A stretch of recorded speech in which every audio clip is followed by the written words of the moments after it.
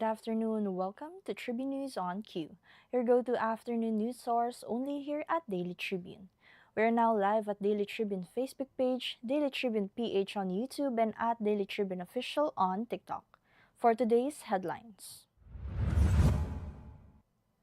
President Marcos assures Filipinos that oil supplies are sufficient even as Middle East tensions rise.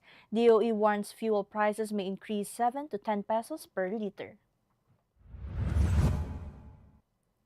Senator Amy Marcos urges the Senate to investigate alleged cash deliveries by 18 former Marines, stressing truth must come under oath. Two people died after a civilian helicopter crashed in Pililla, Rizal. Three others were injured, including two foreign nationals. Philippine Embassy in Israel shelters staff and OFWs as missile attacks continue. Cities including Tel Aviv remain on high alert. Drones hit the U.S. Embassy in Riyadh, causing minor damage. No injuries reported and the shelter-in-place advisory remains in effect. Fuel prices in the Philippines could rise up to 10 pesos per liter due to Middle East tensions. DOE considers possible subsidies if Dubai crude hits $80. Bruno Mars returns with his new album, The Romantic, featuring wedding-themed track Risk It All, which has already hit 15 million views. San Juan Knights secure a Group B playoff spot in the MPBL preseason invitational after defeating Muntinlupa with 81-73.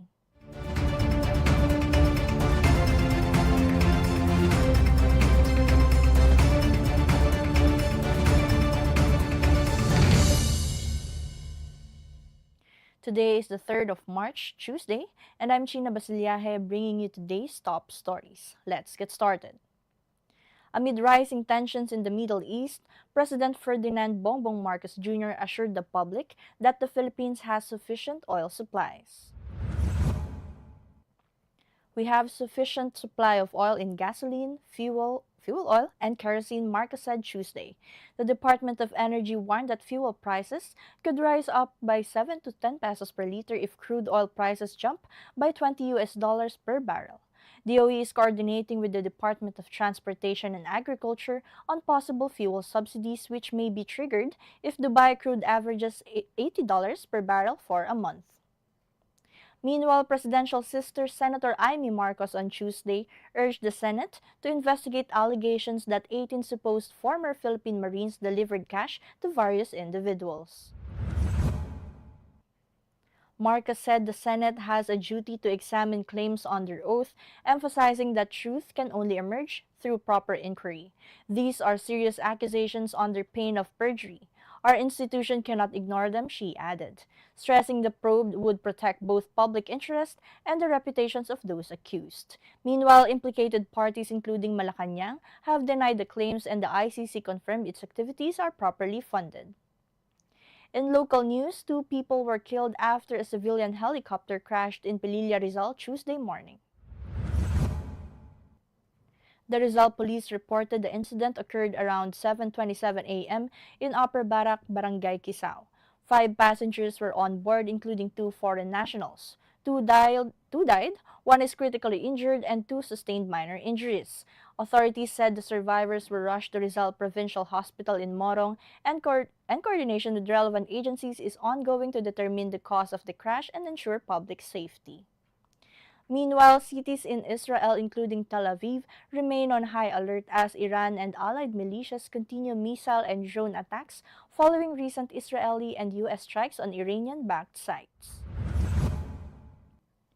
Philippine Ambassador Eileen Mendiola said the embassy is operating under emergency protocols, sheltering staff and assisting overseas Filipino workers with food, shelter, and safety. Evacuation is difficult due to closed airspace, though some Filipinos have crossed into Jordan. Authorities urge strict adherence to safety protocols with sirens signaling residents to seek immediate shelter. The embassy continues monitoring the situation while coordinating support for Filipinos amid the conflict. For more international news, the U.S. Embassy in Riyadh was hit by two drones Tuesday morning, causing a limited fire and some material damage, Saudi Arabia's defense ministry reported. The attack occurred amid ongoing Iranian missile and drone strikes in the Gulf following U.S. and Israeli strikes on Iran. No injuries were reported as the building was empty. A shelter-in-place advisory was issued for U.S. citizens in Riyadh, Jeddah, and Dhahran, with authorities urging the public to avoid the embassy until further notice. And in business, fuel prices in the Philippines could rise by up to 10 pesos per liter in the coming weeks amid ongoing tensions between the United States and Iran. DOE-OIMB Director Rino Abad said the increase may reach 7 to 10 pesos per liter if crude oil prices jump by $20 per barrel. The Department of Energy is coordinating with the Departments of Transportation and Agriculture on possible fuel subsidies which may be triggered if Dubai crude averages $80 per barrel for a month. Global oil markets surge after strikes and retaliation in the Middle East disrupted production and shipping. And the PSEI rose 13.70 points or 0.21%, closing at 6,440.53, while the All Shares Index dipped 0.23% to 3,559.80.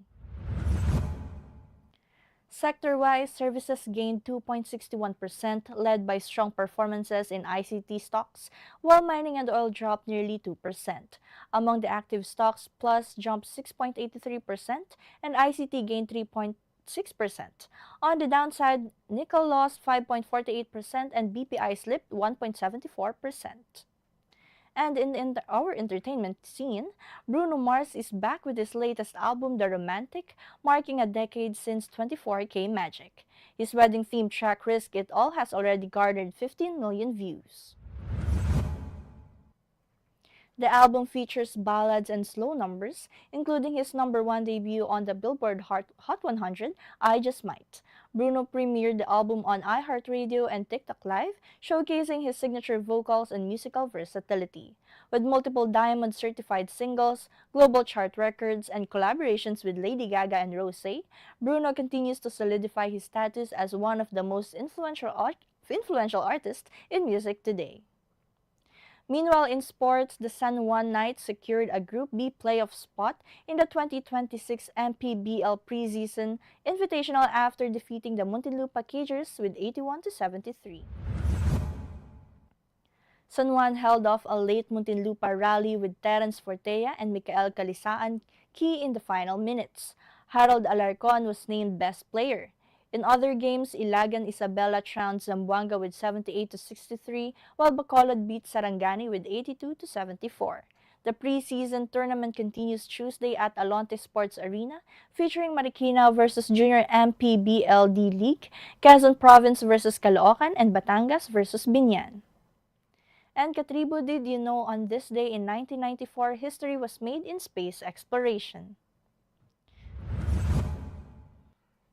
The Space Shuttle Discovery lifted off with Eileen Collins on board, making her the first female shuttle commander ever.